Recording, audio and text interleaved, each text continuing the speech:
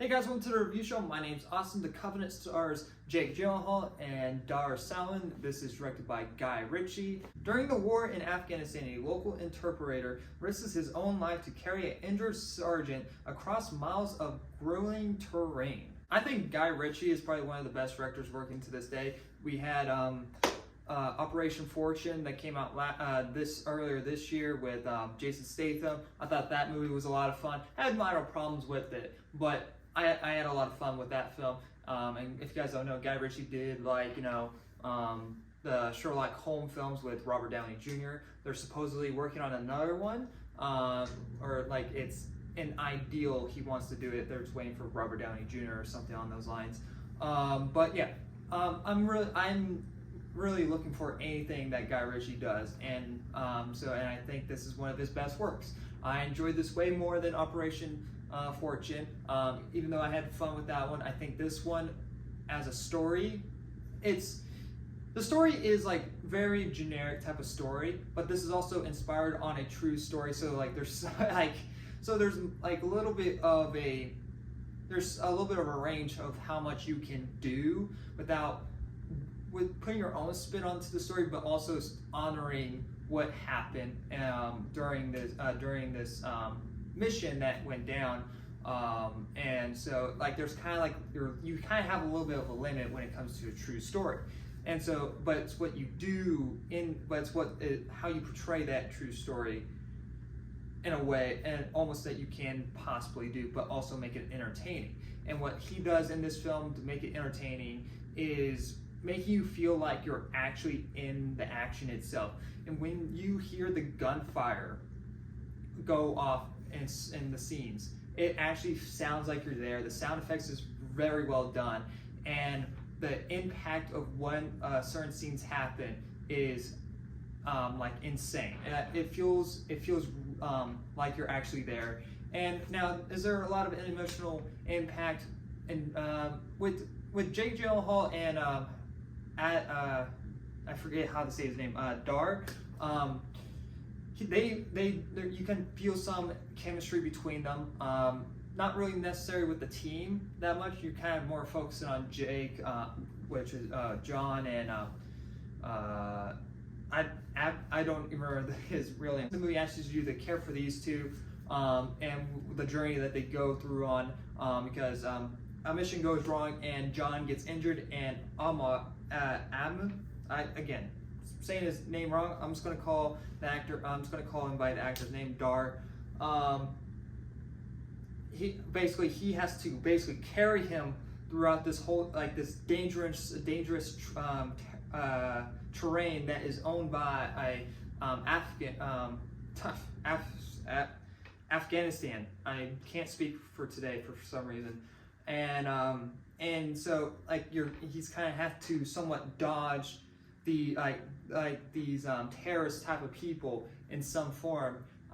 We don't see that much of him dodging people that much. Like there's a couple scenes there and then that add the tension that could have happened or couldn't happen. That's kind of like up to speculation, or if they have confirmed no, this is what actually happened or something on those lines. But there was somewhat earlier on in the film where they're trying to get through the train before John got injured and all of that, and so there's cool build up to what is going on, and that's the stuff that I liked. And next, the stuff after that where John has to go back because to basically repay the debt that Dar went through, and he kind of wants to get repay and get this grudge, this guilt off of his shoulder.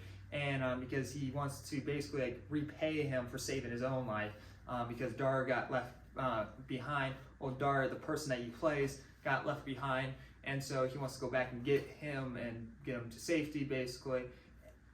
And there's kind of a moment in the film where it sort of drags, and where it sort of kind of retreads what they went through, but from a different perspective. And I was like, I see what you're trying to do, and I understand it, but it just feels like you're trying to pad the runtime, because this movie is only 90 minutes long, maybe a little bit more than that. but it's not a very long film, and I guarantee they only did that to add a little bit more to the runtime instead of having it like a 90-minute instead of like a 70-minute film. And so, I mean, they could have maybe add something else in there, but yeah, there was kind of like a slow moment in the good, like maybe 10 minutes in the film, and there's a scene like supposed to be like a somewhat of a drama scene that involves John and him, like, you know, going through this mental health issue, which you understand, but it kind of goes on for a little bit way too long, because it goes because we get these like day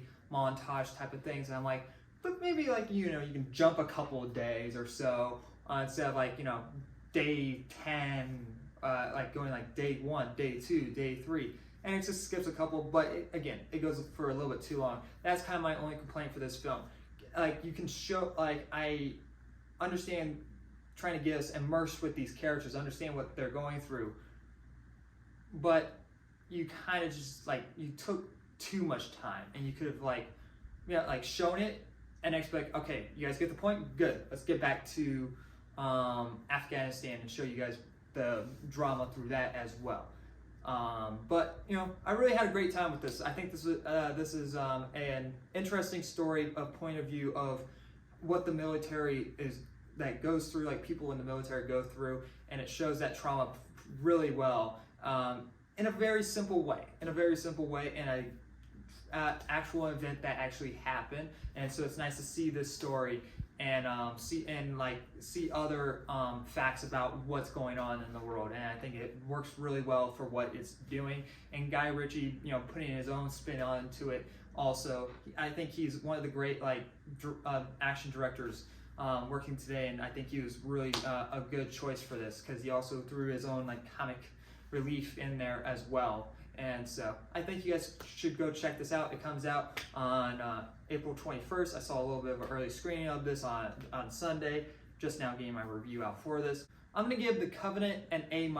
Go check it out. I think it's one of the best action films in theaters right now. It's right up there with John Wick, Dungeons & Dragons. A lot of great things are out right now in theaters. Go check out Dungeons & Dragons, if anything, because that film's not doing too well in the box office, and I feel like that film deserves